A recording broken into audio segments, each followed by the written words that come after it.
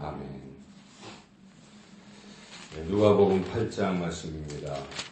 계속해서 예수님께서 이제 갈릴리 지역에서 사역을 하시는데, 특별히 이제 누가복음 8장 말씀에서는 하나님의 나라에 대해서 설교도 하시고, 또 실제로 하나님의 나라가 임하게 하시는 이런 기적도 베푸시는 그런 이야기가 기록되어 있습니다.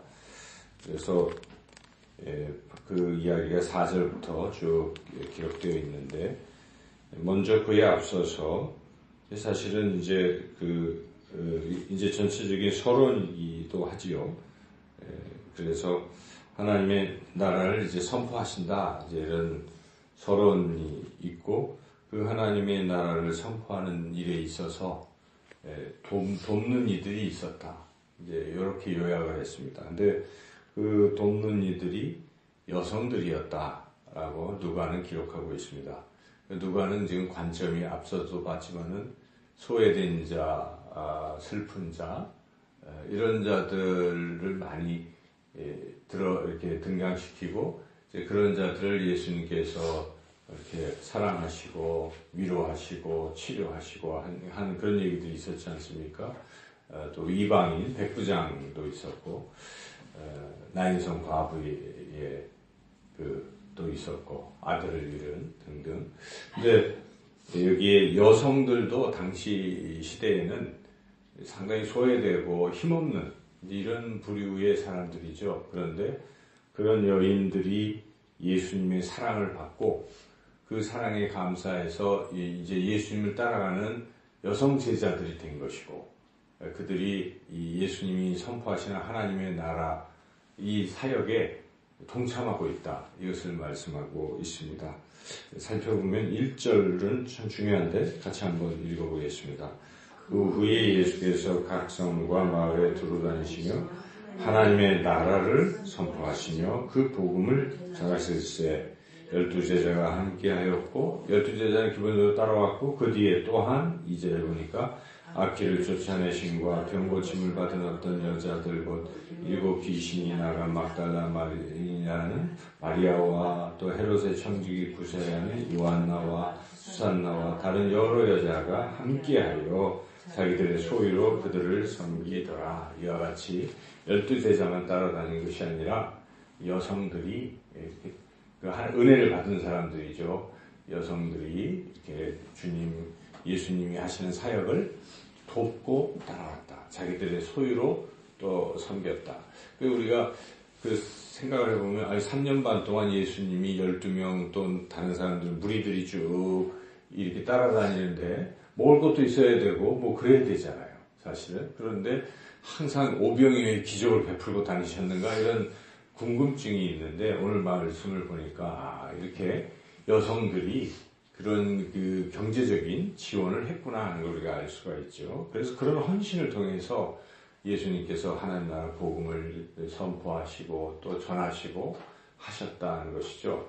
이 여성들이 참 소중하고 귀중하다 하는 것이, 오늘날도 사실 교회에 보면은 남성들보다 여성들이 훨씬 헌신적이에요. 그래서 지난번 우리 이 군인교회가 이제 다 모금이 돼서 이제 건축을 시작을 하는데, 그때 보니까 제가 놀랐어요.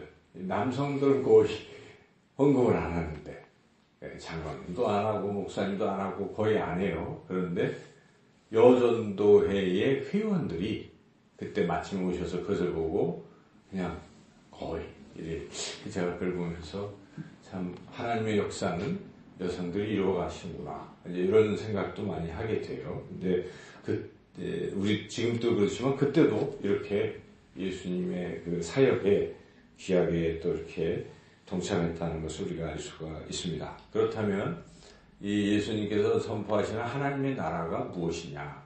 예수님은 그것을 먼저 설교를 하십니다. 하나님의 나라가 이런 것이다. 그래서 비유로서 하나님의 나라를 이제 쭉 설명하시는 것이죠. 그래서 그것이 4절부터 비유가 이제 쭉 21절까지 이제 그 쭉 있죠. 그래서 그 비유는 이제 하나님의 나라는 여기에 보니까 특별히 이제 드러난다 하는 것이 등불이 등경이에 켜야 되는 것처럼 하나님의 나라는 이제 선포되고 드러난다. 예수님을 통해서 지금 드러나고 있다는 것이고, 그리고 또 하나는 이제 하나님의 나라의 비밀에 대해서 쭉 얘기하고 있는데, 하나님의 나라는 열매 맺는 사람들만이 들어갈 수 있다. 이제 이런 얘기를 이제 먼저 하신 것이죠. 그래서 여기 씨 뿌리는 비유에는 종류가 지금 4종류의 땅이 있습니다. 그래서 그냥 길가, 또 그리고 바위 위, 그리고 가시떨기 위, 좋은 땅. 근데 앞서서 말씀드린 길가와 또 이 바위 위나 가시떨기에 떨어진 이 씨들은 어떻습니까? 열매를 못 맺었습니다. 열매를 못 맺었고, 그리고 마지막 좋은 땅에 있는 씨만 100배의 결실을 맺었다. 이런 말씀이죠. 그래서 100배의 결실을 맺는 이들만 하나님 나라 들어갈 수 있다는 것이 예수님이 하시는 비유의 말씀입니다. 그래서 앞에서 왜 그러면 그들은 말씀을 들어도 이렇게 결실을 맺지 못하는가? 첫째는 들을 때 건성으로 듣는 거예요. 한 귀로 듣고 한 귀로 흘려보내면 마귀는 그냥 땅에 떨어진 씨를 새가, 공중의 새가 가져가는 것처럼 마귀가 그냥 말씀을, 씨를 그냥 가져가 버리는 이런 부류의 사람들이 있어요. 그래서 설교 시간에 벌써 나타나잖아요. 시작만 하면 조는 사람, 시작만 하면 딴 생각하는 사람.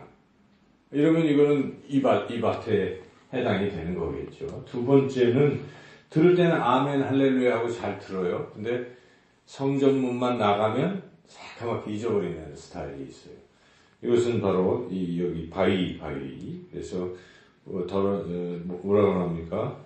예수님이 그것을 이제 설명해 주시는데 13절에 보니까 한번 읽어볼까요? 13절. 바위에 있다는 것은 말씀을 들을 때에 기쁨으로 받으나 뿌리가 없어 잠깐 믿다가 시련을 당할 때 배반하는 자요. 끈기가 없는 것이죠. 들을 때는 막 할렐루야 하지만 금방 이제 힘들고 어려운 일, 바쁜 일 막 생기면 새카맣게 잊어버려요. 열매를 맺을 틈이 없는 이런 사람. 그리고 세 번째는 그냥 또 말씀도 생각하고 이렇게 열매를 맺을까 하고 있는데 또 열매가 안 맺혀요. 그 이유는 여기에 보니까 24절 읽어보겠습니다. 가시떨기에 떨어졌다는 것은 말씀을 들은 자이나 지내는 중 이생의 염려와 재물과 향락의 기운이 막혀 온전히 결실하지 못하는 자예요. 이생의 염려가 많고 또 재물, 돈 문제에 너무 걸려있고 그리고 향락, 쾌락 여기에 빠지면 결국 열매를 맺을 수가 없다. 이런 것이죠. 그러나 열매 맺는 사람이 있어요. 15절을 읽어보겠습니다. 좋은 땅에 있다는 것은 착하고 좋은 마음으로 말씀을 듣고 지키어 인내로 결실하는 자니라. 우선 들을 때 착하게 듣는, 좋게 듣는 그런 마음으로 아멘 하고 받아들이는, 하나님의 말씀은 내가 너무 귀합니다 하고 이렇게 아주 스펀지가 물을 빨아들이듯 쫙 빨아들일 수 있어요. 근데 거기서 끝나면 안 되고 이제 이것을 지키고 또 참고 기다리고 계속 이 말씀 순종하는 거예요. 이 과정을 쭉 계속 겪어나가면 때가 되면 어떻게 됩니까? 열매로 나타납니다. 우리가 봄에 씨를 뿌리면 아무것도 나지 아니할까 하지만 그렇게 꾸준히 농부가 물을 뿌리고 햇볕을 받고 시간이 한참 지나면 나중에 보니까 봄, 여름, 가을 되면 풍성한 결실을 맺는 것처럼 우리의 신앙의 결실도 똑같습니다. 여러분 이것이 가장 중요한 거예요. 이런 사람들이 결국 하나님 나라 들어가는 것입니다. 이렇게 예수님이 분명히 비유에 말씀을 하셨습니다. 그리고 결론적으로 결국은 하나님 나라 들어가는 사람들은 말씀을 듣고 그래서 행동으로 옮기는 사람이다. 실천하는 사람이다 하는 것입니다. 그래서 그 뒤에 붙어있는 이야기가 예수의 어머니와 동생들이 예수님 찾고 막 그럴 때 예수님이 놀라운 말씀을 하십니다. 20절 읽어보겠습니다. 21절 예수께서 대답하여 이르시되 내 어머니와 내 동생들은 곧 하나님의 말씀을 듣고 행하는 이 사람들이라 하시니라. 예수님이 생각하시는 가족이 무엇입니까? 혈육의 가족을 넘어선 것입니다. 하나님의 말씀을 듣고 행하는 사람이 내 가족이다. 바로 하나님 나라 백성이 된다, 이런 말씀입니다. 예수님의 가족이 하나님 나라 백성인 것입니다. 그래서 우리가 이 말씀을 듣고 행하는 것이 참 중요하구나 하는 것을 깨닫습니다. 이것은 예수님이 하신 말씀이기 때문에 우리는 굉장히 중요하게 여겨야 된다는 것이죠. 자, 이렇게 예수님께서는 하나님 나라에 들어갈 사람은 하나님 말씀을 잘 듣고 행하는 것이라는 걸 분명히 가르쳐 주신 후에, 그러면 하나님의 나라가 어떤 것인지를 이제 눈으로 보여주시는 거예요. 뒤에 나오는 이 기적들은 하나님의 나라를 보여주신 것입니다. 첫째는 무엇입니까? 하나님의 나라는 자연이 하나님의 다스림을 받는 곳입니다. 여기에 보니까 광풍이 불었는데 예수님은 한마디로 그 바람과 물결을 꾸짖으니까 어떻게 됩니까? 잔잔해지는 것입니다. 이렇게 예수님에 의해서 이 자연을 다스리는, 이렇게 주님이 가져오신 하나님 나라를, 그래서 그것은 이 자연 만물이 하나님께 예수의 이름에 무릎을 꿇는 것이 하나님의 나라다 하는 것이죠. 그리고 두 번째는 귀신을 쫓아내는 것이 하나님의 나라입니다. 귀신이 없습니다. 하나님의 나라는. 그래서 귀신 들린 사람을 예수님이 고쳐주시는 것이죠. 그러면서 하나님의 나라라는 것은 더 이상 귀신이, 마귀가 지배하는 데가 아닙니다. 마귀는 다 쫓겨나는 것입니다. 하나님만이 다스리는 곳, 그것이 하나님의 나라다는 것이고, 그래서 그리고 이제 죽음도 없는 곳이 하나님의 나라입니다. 40절부터는 죽었던 회당장 야이로의 딸이 살아나잖아요. 예수님이 일어나라 하니까 살아났습니다. 그리고 또 하나는 세상에서 못 고치는 어떤 질병도 고침받아. 그래서 하나님의 나라는 더 이상 병이 없습니다. 그 12에 든 혈루증 앓던 여인이 깨끗하게 치료되었다. 이렇게 하나님의 나라는 자연도, 죽음도, 질병도, 그 어떤 것도 다, 귀신도 다 다스리는, 다 정복되는 곳이 하나님의 나라다 하고, 그것을 친히 예수님께서 보여주시는 것입니다. 내가 오니까 이게 다 하나님의 나라가 왔다는 것입니다. 그래서 처음에 때가 찼고 하나님의 나라가 가까이 왔으니 회개하고 복음을 믿으라 하시는 말씀이 지금 이루어지고 있는 것입니다. 이 복음서는 이거 말하는 것입니다. 이 하나님의 나라가 임했다. 예수님을 통해서 임했다. 그러므로 그 하나님의 나라를 가져오시는 그 하나님 나라의 주인이신 예수님을 어떻게 되겠습니까? 믿어야 되는 것입니다. 믿고 받아들이고 예수님이 하신 말씀을 순종하고 살아가는 것.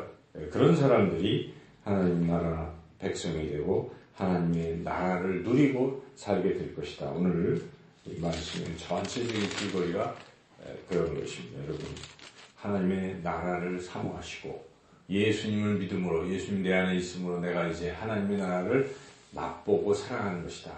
하나님의 나라는, 이번 주일에도 설교 말씀을 전했지만 거기는 기쁨이 있고 평화가 있고 소망이 있는 곳입니다. 그래서 그 하나님의 나라를 오늘도 또 한 주간도 누리시며 살아가시고 그 하나님 나라의 복음의 증인으로 살아가시는 저와 여러분 모두가 되시기를 주님의 이름으로 축원합니다.